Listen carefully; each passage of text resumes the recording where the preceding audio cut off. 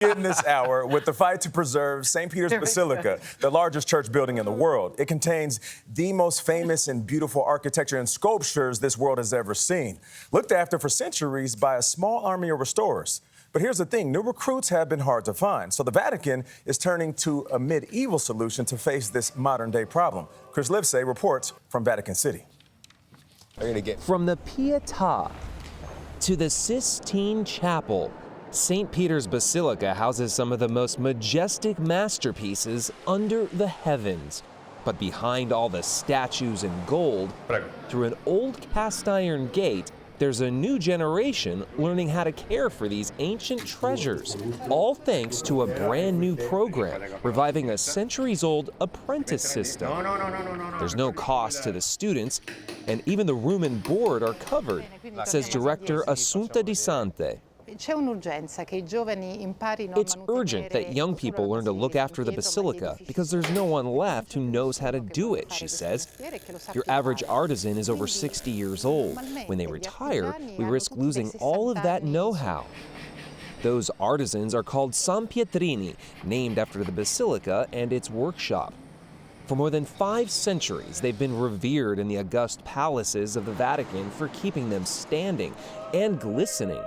All 2.5 acres of mosaics and 5 acres of marble. We didn't think we'd find kids who would want to do it, says San Pietrino Paolo Balestra.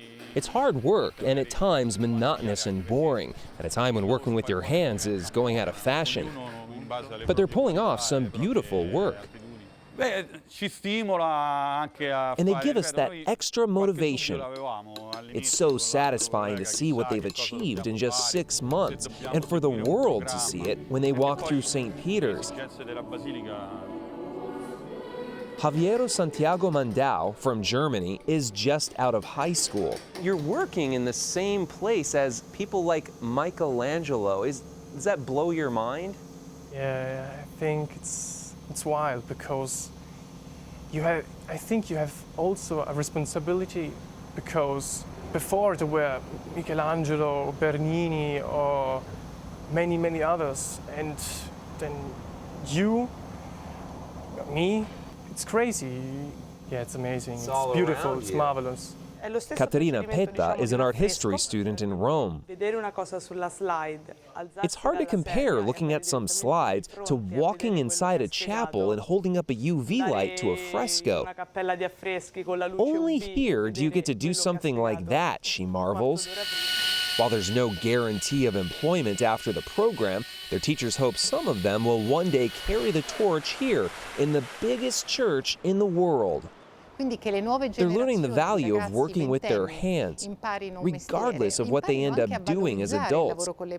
This is hugely important, says the director. So the future really rests in their hands. Il futuro resta nelle loro mani. It's true, she says, both their own future and the future of St. Peter's. For CBS Mornings, Chris Livesay, Vatican City. Talk about a lost art.